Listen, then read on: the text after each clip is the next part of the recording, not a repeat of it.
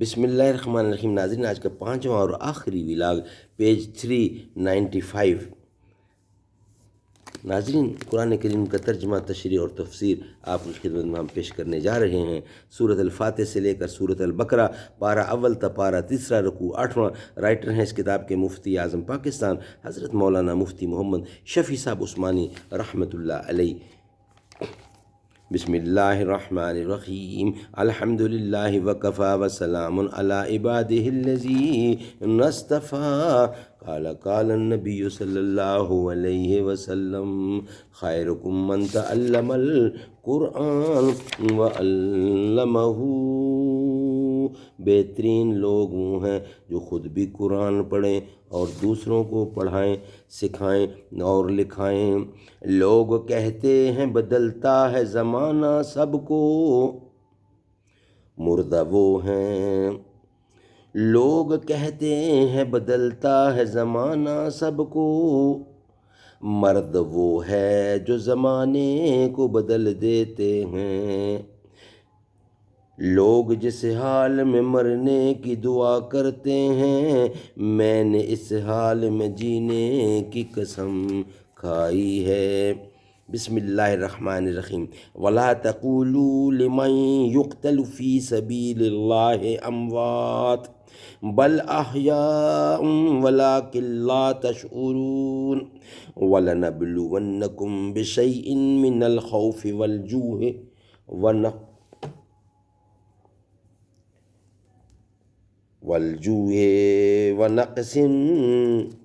ونقص من الأموال والأنفس والثمرات وبشر الصابرين الذين إذا أصابتهم مصيبة قالوا إنا لله وإنا إليه راجعون أولئك عليهم صلوات من ربهم ورحمة وأولئك هم المهتدون۔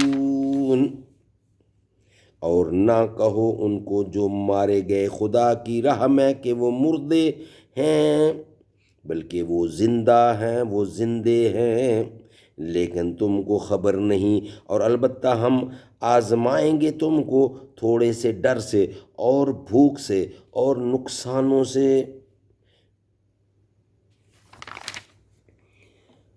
مالوں کے اور جانوں کے اور میووں کے، اور خوشخبری دے صبر کرنے والوں کو۔ جب پہنچے ان کو مصیبت تو کہیں ہم تو اللہ ہی کا مال ہیں اور ہم اسی کی طرف لوٹ کر جانے والے ہیں۔ ایسے ہی لوگوں پر عنایتیں ہیں اپنے رب کی اور مہربانی، اور وہی ہیں سیدھی راہ پر۔ سبحان اللہ، سبحان اللہ۔ ناظرین، ربط اوپر ایک خاص ناگوار واقعہ میں صبر کی تعلیم اور صابرین کی فضیلت بیان فرمائی گئی تھی۔ آیات آئندہ میں اور بھی بعض واقعات خلاف طبع کی تفصیل اور اس میں صبر کی ترغیب اور فضیلت بیان فرماتے ہیں، جن میں قتل و قتال مع الکفار کا مضمون مقدم فرماتے ہیں۔ 2 درجہ سے اول درجہ بوجہ اعظم ہونے کے کہ اعظم پر صبر کرنے والا اصغر پر بدرجہ اولا صبر کرے گا، دوسرے خاص طور پر مناسب مقام ہونے کی وجہ سے، کیونکہ معترضین جو اعتراض لگاتے ہیں مذکورین کے ساتھ یہ معاملہ پیش آتا ہے۔ سبحان اللہ۔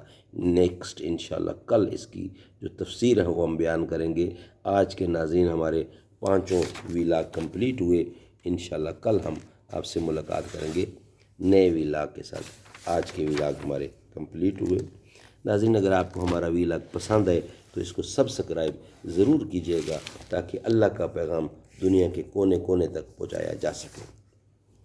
یا رب مدین پاک میں جانا نصیب ہو، جانا نصیب ہو تو نہ آنا نصیب ہو، رکھ دوں در حضور پہ جب میں جبین شوق، چوکھٹ سے ان کے سر نہ اٹھانا نصیب ہو۔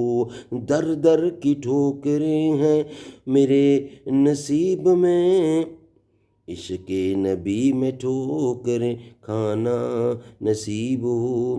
پلکوں سے چومتا پھروں کوئے نبی کی خاک، سینے سے جالیوں کو لگانا نصیب ہو، طیبہ سے آ کے بھی رہے طیبہ کی آرزو، تحفے یہی مدینے سے لینا نصیب ہو، حافظ کے دل کی ہے یہی خواہش و التجا، قدموں میں مصطفیٰ کے ٹھکانا نصیب ہو، یا رب مدینے پاک میں جانا نصیب ہو۔